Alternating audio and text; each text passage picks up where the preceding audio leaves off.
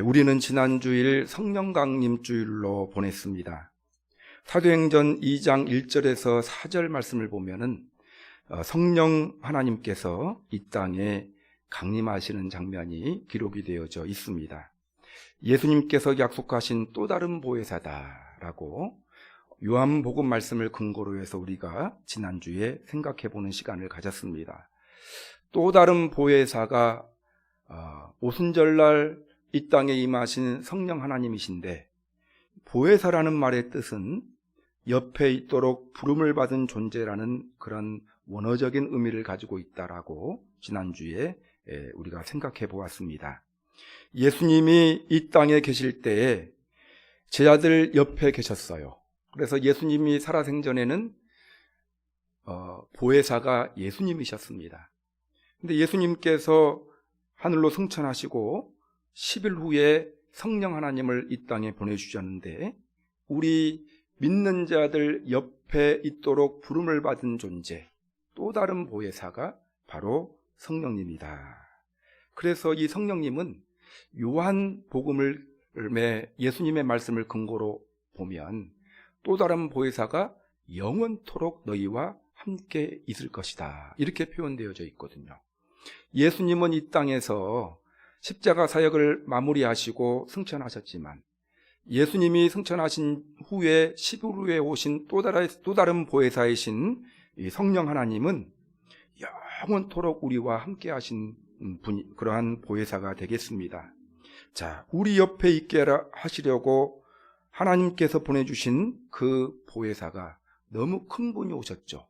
이 큰 분, 성령님인데 이 성령님은 하나님이셨다라고 우리가 지난주에 또 생각해보는 시간 가졌습니다. 성령이 강림하시고 난 이후부터 사람들을 구분하는 기준이 달라졌습니다. 그 전까지는 유대인이냐 이방인이냐로 구분을 했어요. 성경 로마서나든지 갈라디아서 보면은 유대인이냐 이방인이냐 이런 표현들을 많이 썼거든요. 자, 그런데 이제부터는 성령을 받은 사람이냐 아니냐, 당신은 성령 받은 사람인가 아닌가로 사람을 구분했습니다. 잘 나와 있는 예가 고린도전서 2장 말씀입니다. 고린도전서 2장 12절 말씀을 보면은 우리가 세상의 영을 받지 아니하고 오직 하나님께로부터 온 영을 받았으니, 이렇게 사도 바울이 고린도 교회 성도들에게 표현하고 있거든요. 이제 우리가 세상의 영을 받지 아니하고 오직 하나님으로부터 온 영을 받았다. 그래서 하나님으로부터 온 영을 받은 자들이다. 이거 누굽니까? 무엇이죠? 성령님을 받은 사람들이다. 우리 그리스도인들은 성령님을 받은 사람이다. 자, 고린도전서 2장 14절 말씀을 보면 이제 육에 속한 사람은 죄송합니다. 이거 계속 거미가 하나가 죽이지 않았습니다. 거미가 아까부터 신경을 거슬리게 합니다.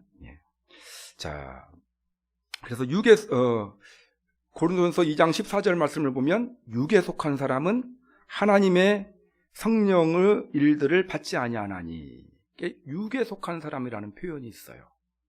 자, 근데 육에 속한 사람은, 고린도서에서 사도 바울이 표현한 육에 속한 사람은 성령을 받지 못한 자다, 이렇게 14절에서 말하고 있거든요. 2장 14절에서. 자, 그 사람을 다른 그 영어 성경에서는요, 내추럴맨이라고 표현하고 있어요. 자연인이다. 이 말은 다른 말로 말하면 불신자라는 거예요.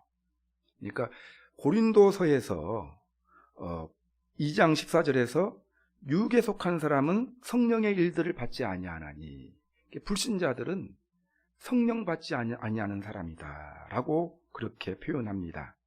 그래서 성령 강림 이후에 이제 사람을 구분하는 구분점이 유대인이냐 이방인이냐가 아니라 성령 받은 사람이냐 성령 받지 않는 사람이냐로 구분하는데, 사도 바울은 불신자들, 육에 속한 사람들이 있는데 이런 사람들은 성령을 받지 못한 사람들이다, 이렇게 구분을 했습니다. 자, 여러분, 그래서 성령 받지 않는 사람들은 영적인 일을 분별을 할 수가 없습니다. 성령님이 안 계시기 때문에 불신자, 성령 받지 못한 사람들은 하나님을 볼 수가 없어요. 불신자들에게 하나님을 많이 설명해봤자 왜 머리가 이렇게 안 좋냐고. 내가 설명하면 유치원생들도 다 알아듣는다고. 여러분, 유치원생들도, 예수 믿는 유치원생들은 성령님이 계십니다. 그래서 영의 존재이기 때문에 설명을 깨닫지만 아무리 똑똑한 사람이라도 하나님에 대해서 설명을 하면 그것을 그대로 받아들이고 그런 사람들이 없어요. 왜냐하면 성령이 안 계시기 때문에 그렇습니다. 그래서 불신자들은요, 하나님을 볼 수가 없고 하나님의 음성을 들을 수가 없습니다. 때문에 믿음 생활을 할 수가 없는 거예요. 왜냐하면 영적인 존재가 아니기 때문에. 자, 그렇다가 그런 사람이 예수님을 믿고 예수님을 영접하는 순간 성령님께서 우리에게 임하시거든요. 회개하는 자에게 성령이 선물로 부어지리라. 사도행전 2장에 그렇게 표현되어져 있거든요. 자, 성령 받은 사람은요, 영적인 일에 대해 눈이 열리고 귀가 열리기 시작합니다. 그래서 하나님의 말씀을 들으면 깨달음이 와요. 또 믿음이 생깁니다. 나도 모르게. 계속 말씀을 듣다 보면요, 나도 모르게 믿음이 생기는 거예요. 왜냐하면 성령님이 나와 함께 하시기 때문에. 하나님이 살아계신 존재라는 것도 믿어집니다. 왜냐하면 성령님이, 내 안에 계신 성령님께서 깨닫게 해주시기 때문에 그렇습니다. 자, 그런데 성경은 또 뭘 이야기하고 있냐면요, 성령 받은 사람도 두 종류가 있다라고 구분을 해요. 고린도 전서 아까 2장, 이제 3장에 보면은요, 3장 1절에 뭐라고 사도 바울이 이야기하고 있냐면, 형제들아, 내가 신령한 자들을 대함과 같이 너희에게 말할 수 없어서 육신에 속한 자 곧 그리스도 안에서 어린아이들을 대함과 같이 하노라. 이게 성령 받은 사람들은, 그리스도인들은 다 성령을 받았잖아요. 근데 성령을 받은 사람도 두 종류의 사람이 있대요. 신령한 사람이 있고, 아까는 불신자는 육에 속한 사람이라고 표현하고 있고, 여기서는 육신에 속한 사람이라고 표현하고 있어요. 그러니까 신령한 자가 있고 성령 받은 사람들 중에서도 육신에 속한 자가 있다라고 나누고 있습니다. 그런데 이 두 신령한 사람, 육신에 속한 사람 다 성령 받은 사람인데 구분을 해놓고 있는 이유가 무엇 때문입니까? 신령한 자는 영에 속한 사람이라는 의미거든요. 이게 다른 말로 표현하면 성령을 따라 행하는 사람이에요. 오늘 설교의 제목이 뭡니까? 성령을 따라 행하십시오. 그렇죠?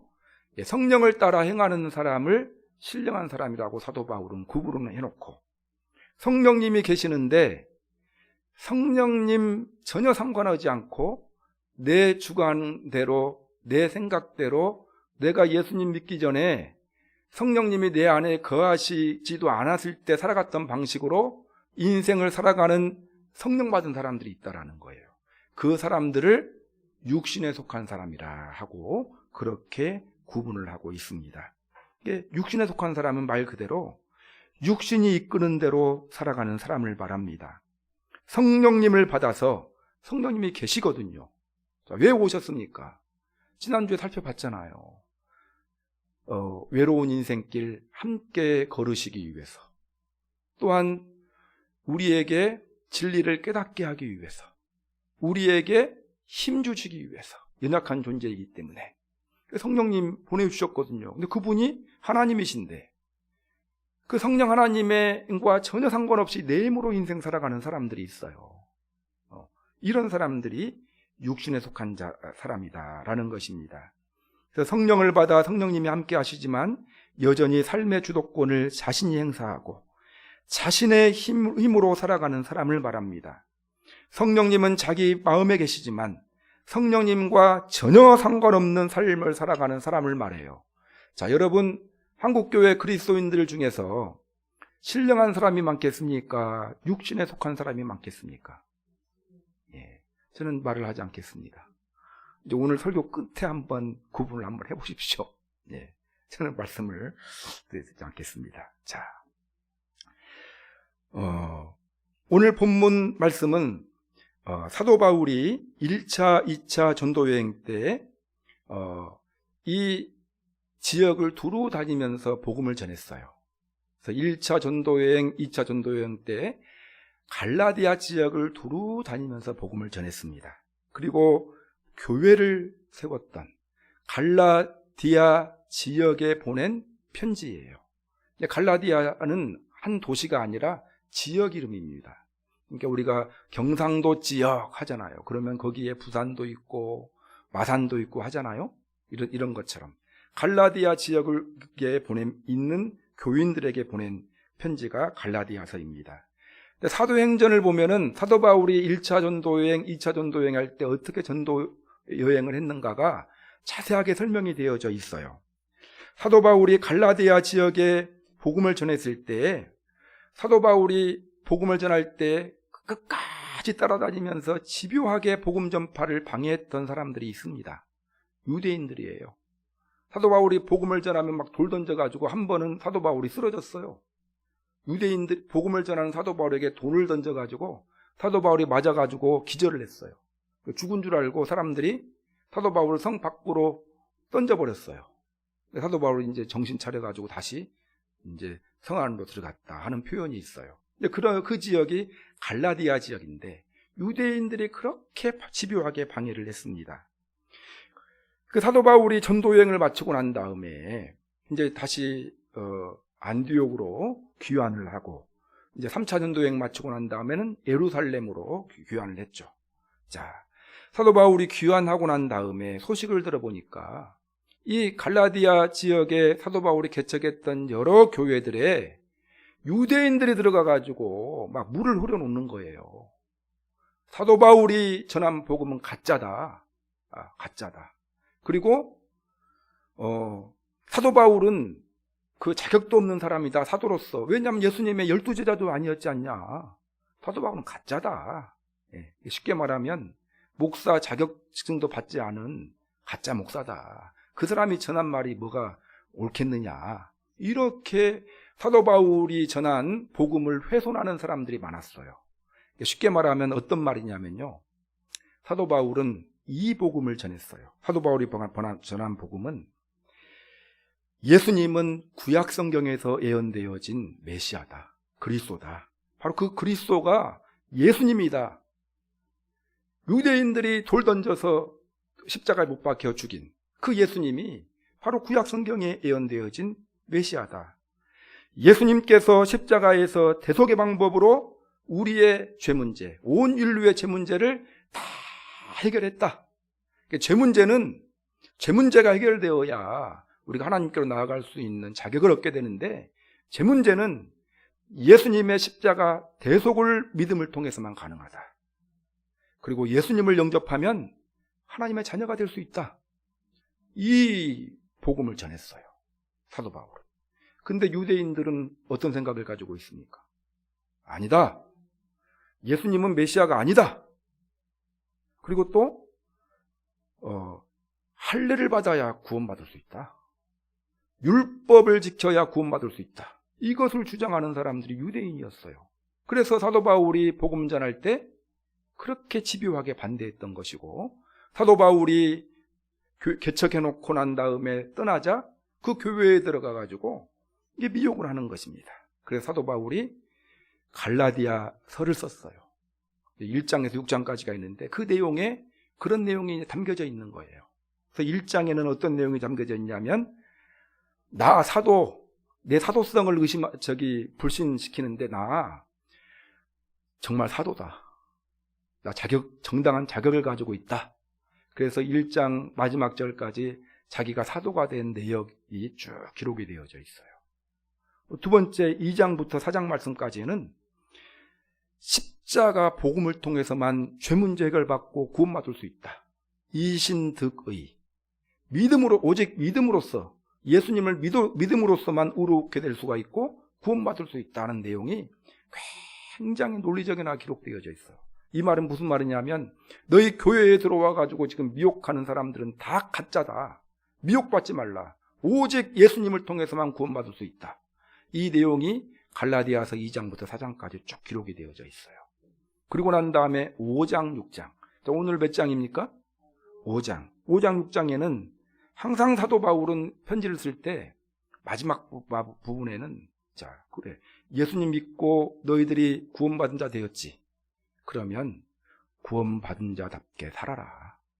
구원받은 자다운 삶에 대해서 실천 부분에 대해서 예수 그리스도의 십자가 대속으로 죄 문제 해결을 받고 주님을 영접함으로 구원받은 자 되었다면 그리스도인다운 삶을 살아라. 그것을 5장, 6장에서 강조를 하고 있습니다. 그런데 오늘 5장에서는 특별히 여러분 그런 삶을 살겠다고 다짐하고 있잖아요. 우리도. 잘 됩니까? 안 되죠. 그러니까 이제 뭐라고 강조를 하냐면 성령님을 따라 행하기를 힘쓰라. 너 힘으로는 안 된다. 그래서 5장 오늘 16절에서 그렇게 이야기를 하고 있는 것입니다. 자, 16절 한번 읽어보겠습니다. 시작. 내가 이르노니 너희는 성령을 따라 행하라. 그리하면 육체의 욕심을 이루지 아니하리라. 자, 성령을 따라 행하라고 했어요. 그리스도인다운 삶을 살아가는 방법은 성령을 따라 행하는 삶이라는 거예요. 왜냐하면 주님을 믿는 십자가에서 죄 문제를 해결받고 예수님을 영접함으로 하나님의 자녀가 된 사람들, 자, 에게는 성령님이 함께 하시잖아요. 자, 우리에게는 성령님이 함께 하십니다. 지금 말씀에 그렇게 기록이 되어져 있어요. 자, 그러면 성령님을 따라서 행하기를 힘쓰는 사람이 되라는 거예요. 신령한 자가 되라는 거예요. 성령을 따라 행하기를 힘쓰게 될 때 그리스도인다운 삶을 살 수 있다라고 그렇게 사도 바울이 말을 하고 있는 것입니다. 자, 그래서 여러분 여기서 갈라디아 교인들은 성령 받은 사람들이잖아요. 그러니까 성령을 따라 행하라. 우리는 성령님이 우리와 함께 하시죠? 그러면 이제 성령을 따라 행하는 삶을 살아야 돼요. 그런데 내 삶은 어떻습니까? 성령을 의식하며 살고 있는지, 함께 하신 성령 의지하는 삶을 살고 있는지, 그냥 일주일 살다 보니까 오늘 또 찬송 부를 때 성령 찬송 나오니까 아, 성령님이 함께 하셨지? 그때만 깨닫는 삶을 살고 있는 그런 사람은 아닌가 한번 생각해 보았으면 좋겠습니다. 사도 바울은 오늘 우리에게 성령을 따르는 삶을 살 것을 강조하고 있습니다. 자, 여러분 성령을 따라 행하는 사람이 되어야 합니다. 따라서 하겠습니다. 성령을 따라 행합시다. 예, 이건요 나에게 주시는 하나님의 말씀으로 받아들여야 됩니다. 성령을 따라 행해야 돼요. 예. 자, 그러면 성령을 따라 행하는 삶을 살기 위해서는 우선적으로 뭘 해야 될까요? 성령 받아야 돼요. 근데 이제 갈라디아 교회 성도들은 성령 받은 사람들이니까, 예수님 믿은 사람들이니까 이제 그걸 전제로 해서 이야기를 했지만, 여러분 성령님은 우리가 회개하고 예수님을 영접하는 순간 우리에게 임하십니다. 성령 세례다라고 말씀을 드린다고 했죠. 자, 성령님이 나와 함께 하십니다. 자, 그 사도 바울 고린도전서를 통해 사도 바울이 이제 어느 시대가 되었다고요? 성령 받은 사람과 성령 받지 않은 사람과 구분하는 시대가 되었다. 우리는 성령 받은 사람이죠. 성령 받은 사람들도 두 종류가 있다고 했어요. 예, 신령한 사람과 육신에 속한 사람이 있다고 했어요. 자, 신령한 사람은 어떤 사람이라고 했습니까? 오늘 본문을 근거로 보면 성령을 따라 행하는 사람이에요. 성령을 따라 행하는 신령한 사람이 되어야 합니다. 자, 여러분, 자, 그러면 성령을 따라 행하는 삶이 무엇인지 오늘 본문에서 말하고 있는 사도 바울의 강조점을 우리가 세 가지로 나누어서 한번 생각해 보는 시간을 갖겠습니다. 성령을 따라 행하는 것은 무엇일까? 첫 번째로 성령을 따라 행하는 삶은 성령님의 인도하심을 받는 삶입니다. 성령님의 인도하심을 받는 삶이에요. 성령님이 우리에게 임하신 이유는 우리의 삶을 인도하려고 우리와 함께 하시는 거예요. 성령님이 나와 함께 하시는 본질적인 이유는 내 삶을 인도하려고 나와 함께 하신다. 그래서 성령을 따라 행하는 삶의 첫 번째 요소는 성령님의 인도하심을 받는 삶을 살아야 합니다. 자, 18절을 한번 읽어보겠습니다. 18절 시작. 너희가 만일 성령의 인도하시는 바가 되면 율법 아래 있지 아니하리라. 이게 나와 있죠. 그러니까 16절에서 오늘 본문의 주제가 되는 성구가 나와요. 너희는 성령을 따라 행하라 해놓고 성령을 따라 행하는 삶을 살려면 첫 번째 요소는 18절에 너희가 성령의 인도하심을 받는 삶을 살아라. 그래서 여러분, 성령을 따라 행하는 삶은 성령님의 인도하심을 받는 삶입니다. 자, 근데 성령께서 강림하시는 내용이 사도행전 2장에 나온다고 했어요. 2장 이후에 사도행전을 쭉 읽어보면은 성령의 인도를 따르는 모습들이 여러 가지가 소개가 되고 있는데, 대표적인 한 가지 예를 들어보면 8장을 보면은요, 빌립 집사 이야기가 나옵니다. 이 빌립 집사가 사마리아 지역에 복음을 전파했어요. 사도행전 8장 5절을 한번 읽어드릴게요. 빌립이 사마리아 성에 내려가 그리스도인들에게 그리스도를 백성에게 전하니, 예수님을 전했다라는 거예요. 이 예수님의 무엇을 전했겠습니까? 사도 바울이 전했던 거 똑같이 예수님이 구약성경에서 예언되어진 메시아 그리스도다. 그리고 예수님의 십자가에서 우리 죄 문제를 해결했다. 이 사실을 인정하고 예수님을 받아들이면 하나님의 자녀가 될 수 있다. 이걸 전했다라는 거예요. 그랬더니 8장 6절에서 무리가 빌립의 말도 듣고 행하는 표적도 보고 한 마음으로 그가 하는 말을 따르더라. 7절에 많은 사람에게 붙었던 더러운 귀신들이 크게 소리를 지르며 나가고 또 많은 중풍병자와 못 걷는 사람들이 나으니 그 성에 큰 기쁨이 있더라. 빌립 집사가 성령의 능력을 힘입어서 복음을 전하니 사람들이 성령님께서 임하시니까 귀신이 나가는 거예요. 귀신이 들려있는데 귀신은 사람보다는 세거든요. 근데 하나님보다 게임도 안 되거든요. 하나님이 들어오시니 귀신은 나가게 되어져 있는 거예요. 자, 말 나왔으니까. 여러분, 말씀을 믿는 것이 믿음이라고 했어요. 이 말씀을 근거로 해서 예수님 믿는 사람 안에 귀신 들어올 수 있습니까? 없습니까? 없어요. 말씀을 근거로 해서. 이거 누가 이야기하면은 내 안에 귀신 못 들어와요. 뭐 유혹은 할 수 있고 협박은 할 수 있어요. 손은 절대로 못 대요. 내 안에 성령님이 계시기 때문에 그런 확고한 말씀을 근거로 한 믿음 가지시기 바랍니다. 그래야 귀신이 우리를 그 말씀으로 미혹하더라도 흔들림 없는 것이에요. 자, 이건 이제 말 나왔으니까 말씀드리는 거고. 자, 8장 26절을 보면은요, 빌립 집사에게 주의 사자가 빌립에게 말하여 이르되, 이렇게 기록되어졌어요. 빌립 집사한테 주님의 사자가 나타났다는 거예요. 근데 29절을 보면 그 주의 사자가 성령이라는 것을 알 수 있어요. 그래서 지금 어느 곳으로 가라고 이야기했어. 광야길로 내려가라. 주의 사자가. 빌립 집사가 그 음성에 순종하여서 광야길로 내려갔는데 거기서 높은 사람을 만났어요. 이디오피아 내시를 만나는데, 내시하면 우리는 그냥 그 간신처럼 그렇게 무시하게 하잖아요. 내시는 2인자입니다. 그 당시에 비서실장이에요. 여러분, 권력이 센 사람이고, 그 당시에 이디오피아는요 세계적인 강국이에요. 지금은 많이 가난한 나라지만 엄청난 국가의 고관을 만나게 됩니다. 그래서 8장 29절에서 뭐라고 말하냐면, 성령이 빌립더러 이르시되 이 수레로 가까이 나아가라 하거늘. 지금 누가?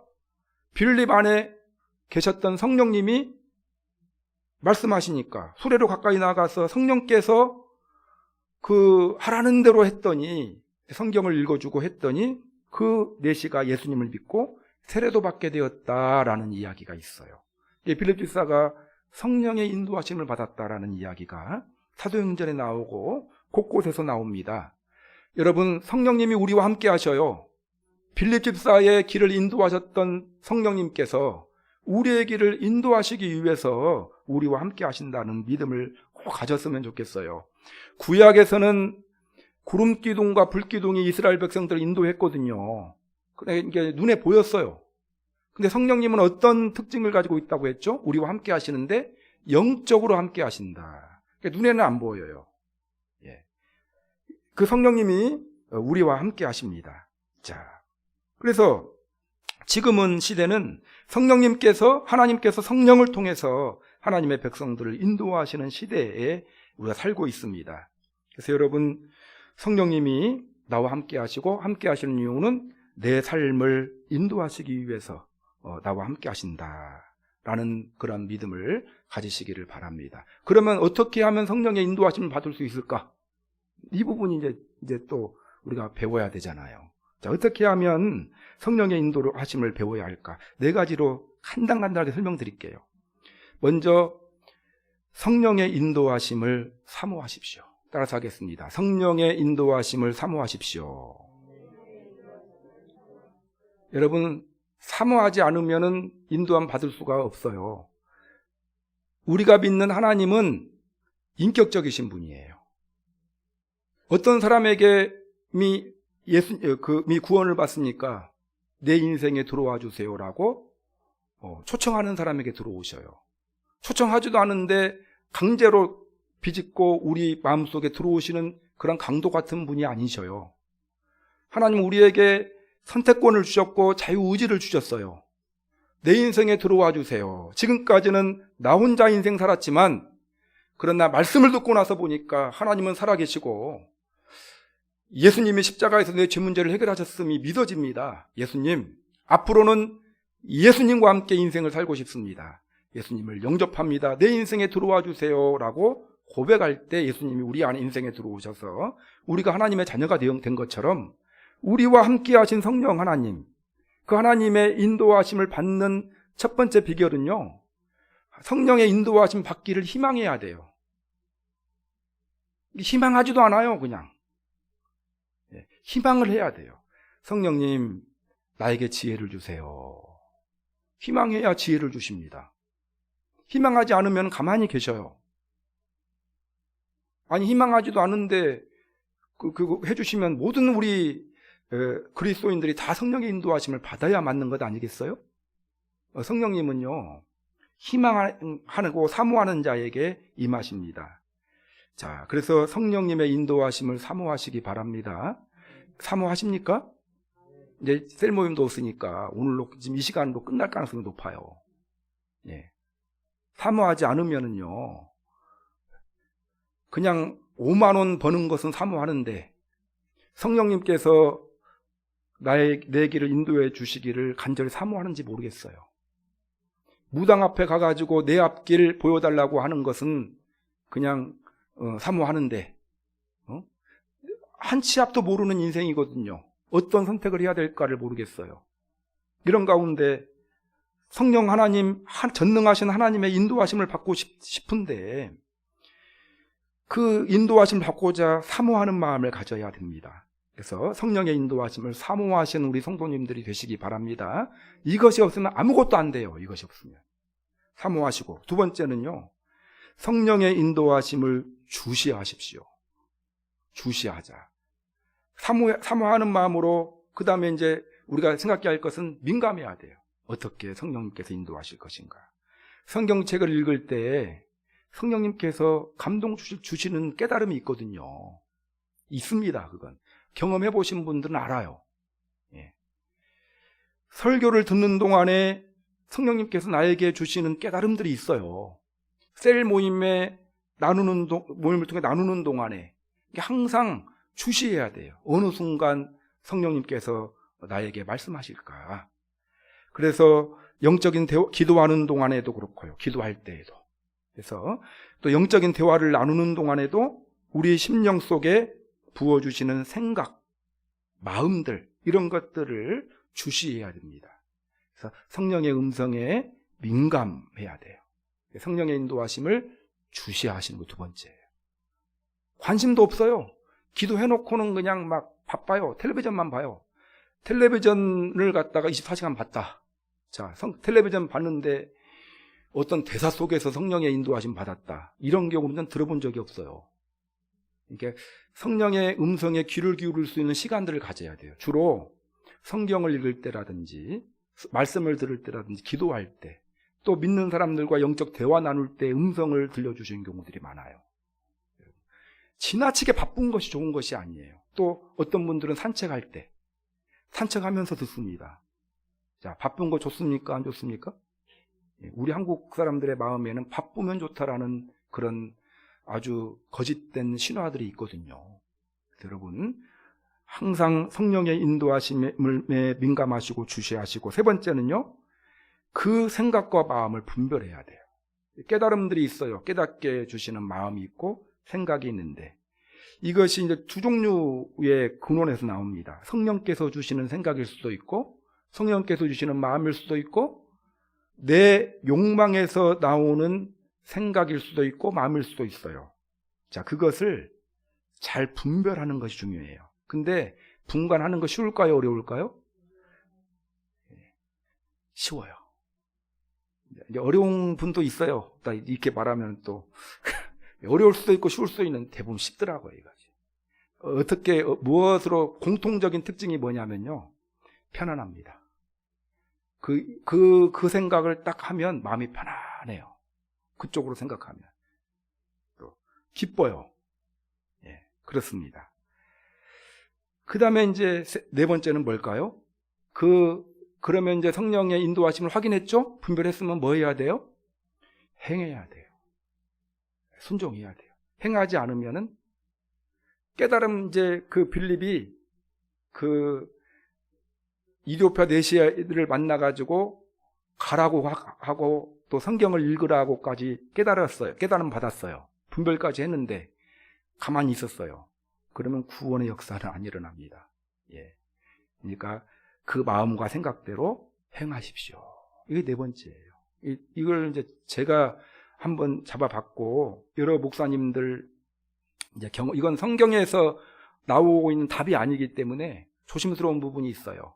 근데 이제 가장 보편적으로 목사님들과 여러 또 성령의 인도하심을 많이 받는 분들의 그런 의견들을 정리해가지고 종합해보니까 네 가지가 딱 나와요. 첫 번째는 뭡니까? 성령님의 인도하심을 사모하고, 두 번째는 주시하고, 세 번째는 분별하고, 네 번째는 행하고. 이거예요. 이것을 훈련을 좀 많이 해봤으면 좋겠어요. 근데 기억을 해야 훈련을 하죠. 예, 성령의 인도하심을 잘 따르는 훈련을 통해서 성령의 인도를 받는 것이 곧 성령을 따라 행하는 일임을 기억하고, 성령 인도받기를 훈련하고 힘쓰신 우리 예안교회 성도님들이 되시기를 주님의 이름으로 축원합니다. 그러면요, 반드시 성공합니다. 우리의 인생이. 성령님의 인도하심 받아 따라가면 반드시 성공하게 되어져 있어요. 구름기둥 불기둥 따라갔더니 가나안 땅이었거든요. 성령의 인도하심 따라갔더니 그 승리가 있는 거예요. 인생을 가장 빠르게 살아가는 방법이에요. 근데 불순종하면 어떻게 되죠? 1년, 2년이면 갈 가나안 땅을 40년 동안 뺑뺑이 돕니다. 성령의 인도하심 받으면 단박에 그냥 끝났을 문제가, 인도 안 받지 않으면은 지금까지 광야에서 뺑뺑이 돌고 있는 문제들이 많이 있다면 성령의 인도하심을 잘 안 받아서 그래요. 성령의 인도하심 받기를 훈련하심으로 성령 따라 행하는 삶을 살아가는 여러분들이 되시기 바랍니다. 1번이 이제 가장 좀 길었고요. 두 번째, 성령을 따라 행하는 삶은 성령의 능력을 힘입는 삶이에요. 성령의 능력. 자, 17절 한번 읽어보겠습니다. 시작. 육체의 소욕은, 자, 시작. 육체의 소욕은 성령을 거스리고 성령은 육체를 거스르나니 이 둘이 서로 대적함으로 너희가 원하는 것을 하지 못하게 하려 함이니라. 우리는 구원받은 그리스도인이고 성령님이 우리와 함께 하시지만, 그러나 우리 속에는 여전히 죄된 본성이 자리 잡고 있습니다. 여러분, 우리가 죄 문제 해결되었죠? 근데 이것은요, 법적으로 해결된 거예요. 법적으로. 그냥 법적으로 대신 예수님이 죄값 받으셨기 때문에 해결된 거지. 우리가 완전히 그냥 아무런 죄에 대한 생각이 나지 않을 정도로 깨끗해졌다라는 거. 법적으로 100% 완전히 깨끗해졌다라는 의미이지. 실제로 우리가 실존 자체가 은이 되었다라는 말이 아니에요. 여러분. 우리의 신분이 하나님의 자녀가 되었지, 우리는 여전히 죄된 본성을 가지고 있는 존재입니다. 우리 안에 성령님이 함께 하심으로 성령님이 주시는 생각들이 있어요. 우리 마음의 법 안에는 두 가지의 생각이 자리 잡고 있어요. 하나는 성령님이 주시는 생각이 자리 잡고 있고, 하나는 죄된 본성이 주는 생각이 자리 잡고 있어요. 그래서 맨날 싸우거든요. 오늘 아침에도 아이고 오늘 하루 한번 쉬고 싶다 하는 생각, 죄된 본성이고요. 순종해야지, 말씀에 순종해, 이건 성령께서 주시는 마음이 갈등을 하는 거예요, 여러분. 근데 육체의 소욕은 성령을 거스리고 성령의 소욕은 육체를 거스린다라고 그렇게 금방 읽은 본문에서 표현하고 있습니다. 로마서 7장 21절에서 사도 바울이 더 적나라하게 표현하고 있어요. 이걸 자기 안에 성령님이 계시지만 자기 안에 두 가지의 법이 있다라는 거예요. 자, 한번 읽어드릴게요. 로마서 7장 21절. 그러므로 내가 한 법을 깨달았노니 곧 선을 행하기를 원하는 나에게. 사도 바울의 마음속에 뭐가 있대요? 선을 행하기를 원한대요. 그 생각은 누가 주는 생각일까요? 성령님이. 악이 함께 있는 것이로다. 이건 뭐예요? 내 죄된 본성에서 나오는 생각이에요. 내 속사람으로는 하나님의 법을 즐거워하되 내 지체 속에서는 오직 다른 법이 내 마음의 법과 싸워가지고 내 지체 속에 있는 죄의 법으로 나를 사로잡아 오는 것을 보는도다. 오라 나는 공고한 사람이로다. 자기 안에 성령께서 주시는 생각과 자기의 그 죄된 본성에 나오는 생각이 싸우고 있다라고 고백하고 있습니다. 자, 그래서 여러분 이 말씀 이해가 되십니까? 예. 우리 이거 하고 있어요, 지금. 우리 2단계에 지금. 이해를 다 하실 줄로 그렇게 하고. 이것을 이해하는 것은 매우 중요합니다. 자. 근데 사도 바울이 이제 결론이 뭐냐면은 두 가지 싸우는데 무엇이 이긴대요? 예. 성령의 법이 이기는 것이 아니라, 예. 그 죄의 법으로 그 법이 이긴다라고 그렇게 고백을 해요. 그래서 오라 나는 공고한 자로다. 이 사망의 목에서 누가 나를 건져내랴. 난 죽을 몸이다. 이렇게 이제 고백을 하고 자포자기를 해버리거든요, 여러분. 자, 그래서 육체의 소욕이다. 오늘 본문 19절을 한번 보겠습니다. 19절. 자, 시작. 육체의 일은 분명하니 곧 음행과 더러운 것과 호색과 우상숭배가 쭉 나와 있죠. 자, 육체의 일이라고 표현되어 있어요. 그러니까 육체의 일은요, 우리 마음 가운데 죄된 본성에서 나오는 것이 뭐라고요? 육체의 소욕이에요. 그 죄된 본성이 성령을 이겼어요. 성령의 능력을 힘입지 않고 죄된 본성이 이기면 나타나는 일들이 뭐라고요? 육체의 일. 육체의 일에는 어떤 것이 있습니까? 자세하게 표현하고 있잖아요. 어떤 것이 있습니까? 이제 음행, 더러운 것, 호색, 이건 성적인 문제예요. 그러니까 그리스도인들이 막 성적으로 문제를 일으키는 사람들 많이 있잖아요. 성령님이 계시지 않기 때문에 성적인 문제를 일으키고 성적인 범죄를 하는 것이 아니에요. 자, 왜? 자기 안에 있는 육체의 소욕이 성령을 이겼기 때문에, 성령의 능력을 힘입지 않았기 때문에 나타나는 현상이에요. 그 다음으로 우상숭배, 주술 이런 거 나와 있죠? 영적인 죄들이에요. 그리고 난 다음에 분쟁, 시기, 분냄, 당짓는 거 쭉, 이건 뭐냐면 대인관계 속에서 죄 짓는 거예요. 육체의 일. 자, 여러분, 이것과 성령께서 주시는 소욕과 싸우고 있는 거거든요. 자, 내 힘으로 육체의 소욕과 싸우면 누가 이길까요? 육체의 소욕이 이겨요. 내 힘으로 이길 수 없습니다, 육체의 소욕을. 자, 그런데 누구의 힘으로 이겨야 됩니까? 17절에 보면은 육체의 소욕은 성령을 거스리고 성령은 육체를 거스리라니. 18절에 보면 너희가 만일 성령의 인도하시는 바가 되면 율법 안에 있지 아니하리라. 성령의 힘으로 싸우는 거예요. 내 힘으로 내 속에 있는 육체의 소욕과 싸우는 것이 아니에요. 내 힘으로 싸우면 져요. 내 힘으로 싸우면. 이길 수가 없어요. 그래가지고 주일날 아침에 얼굴이 시커매져서 옵니다. 그냥. 내 힘으로 싸웠거든요. 내 힘으로. 내 힘으로 싸우는 것이 아니라 성령의 힘으로 싸우는 것이다라고 이야기했어요. 그래서 성령을 따라 행하는 삶은 뭐라고요? 성령의 능력을 힘입는 삶이에요. 사도 바울이 누가가 사도행전 1장 8절에서 예수님이 하신 말씀이죠. 오직 성령이 너에게 임하시면 너희가 권능을 받고. 성령님의 특징은요, 능력이 있다라는 거예요. 내 힘으로 내 죄된 본성과 싸우면 깨닫는 것이 있어요. 오라 나는 공고한 자로다. 누가 이 사망의 몸에서 나를 건져내랴. 해놓고 난 다음에 사도 바울이 그 다음 8장 1절에서 했던 말이 성령을 바로 이야기하거든요. 그러므로 그리스도 예수 안에 있는 자들에게는 결코 정죄함이 없나니 이는 그리스도 예수 안에 있는 생명의 성령의 법이, 이렇게 이야기를 하고 있거든요. 내 힘으로는 안 됩니다. 성령의 능력으로 가능한 것이죠. 그래서 여러분, 성령을 따라 행하는 일은 성령의 능력을 힘입는 삶을 사는 것이다. 나는 연약하고 부족한 존재이지만 함께 하시는 성령의 능력을 덧입는 우리 성도님들이 되시기 바랍니다. 자, 성령의 능력을 힘입어야 돼요.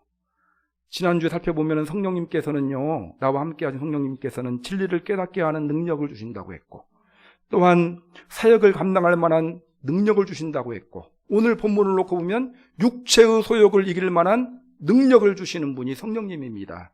성령의 능력을 힘입어 성령을 따라 행하시기를 힘쓰는 우리 성도님들이 되시기 바랍니다. 세 번째, 성령을 따라 행하는 삶은 성령의 열매를 맺는 삶이다라고 말하고 있어요. 자, 22절을 한번 읽어보겠습니다. 시작. 오직 성령의 열매는 사랑과 희락과 화평과 오래 참음과 자비와 양성과 충성과 온유와 절제니 이 같은 것을 금지할 법이 없느니라. 여러분, 우리가 성령의 인도하심 받고 성령의 능력을 힘입는 삶을 살게 되고, 성령을 따라 행합시다가 오늘 제목이잖아요. 성령을 따라 행하는 삶을 살게 될 때에 우리 안에 성령의 열매가 맺혀집니다.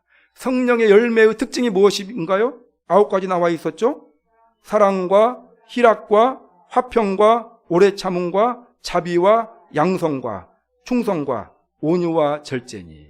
자, 이건 뭐예요? 여러분, 성품이에요. 성품, 인격. 그래서 여러분, 성령의 인도하심을 받은 사람들은요, 성령 충만한 사람의 특징은요, 좋은 성품을 갖게 되고 좋은 인격을 갖게 됩니다. 그래서 성형외과 의사가 외모를 바꾼다면 성령님은 우리의 속사람을 바꾼다라는 것입니다. 그래서 성령에 따라 행하기를 힘쓰므로 인격의 변화를, 성품의 변화를 이루어 가시는 우리 성도님들이 되시기 바랍니다. 근데 여러분, 성령 충만한 사람의 특징이 있어요. 좀 보면은 성령 충만함 받는다고 하는 사람들 대부분의 특징이 인격이 좀 문제가 있어요. 그러니까 이것은 성령을 따라 살아가는 그 삶에 대해서 조금 좀 의심해 볼 필요가 있다, 이런 생각이 들거든요. 이런 부분들은 나중에 성령의 열매에 대해서는 좀 자세하게 설명을 드리도록 하겠습니다. 자, 말씀을 정리하겠습니다. 오늘 설교의 제목이 뭐였습니까? 성령을 따라 행합시다. 자, 첫 번째, 성령을 따라 행하는 삶의 첫 번째는 뭐라고 했어요? 성령의 인도하심을 받기를 힘쓰시기를 바랍니다. 두 번째는요, 성령의 능력을, 세 번째는요, 성령의 열매를 맺기. 오늘 강조했던 내용은 첫 번째와 두 번째죠. 성령의 인도함 받기를 힘쓰시길 바랍니다. 여러분, 네 가지 꼭 기억하셨으면 좋겠고, 성령의 능력, 내 힘으로 육체의 소욕과 싸워서 이깁니까? 집니까? 질 줄 알고 이렇게 덤벼들어가지고 해보세요. 안 됩니다. 그냥 병만 걸려요. 스트레스 받아가지고. 또 어떤 사람은 그냥 술 먹고 막 그러면 스트레스 받아가지고 교회 다니는 것이 왜 이렇게 힘든지 모르겠다고 막 그러면서. 내 힘으로는 안 돼요. 성령의 능력을 힘입어서 살아가시고 또 풍성한 열매를 맺는 성령을 따라 행하시는 인생이 되시기를 주님의 이름으로 축원합니다. 오늘 말씀을 생각하시면서 기도하는 시간 갖겠습니다. 하나님, 성령님께서 나와 함께 하시고 나는 성령께서 성령이 있는 사람과 없는 사람 중에 구분하라면 성령이 있는 사람인데 얼마나 감사한 일인데, 그런데 신령한 사람인가 육신에 속한 사람인가를 구분해 보자면 왔다 갔다 하고 육신에 속한 사람인 경우가 많은 것 같습니다. 그러나 주님은 우리에게 신령한 사람이 되라, 즉 성령을 따라 행하는 사람이 되라고 강하게 말씀하셨는데, 하나님 성령을 따라 행하기를 힘쓰는 믿음의 사람이 되게 하여 주옵소서.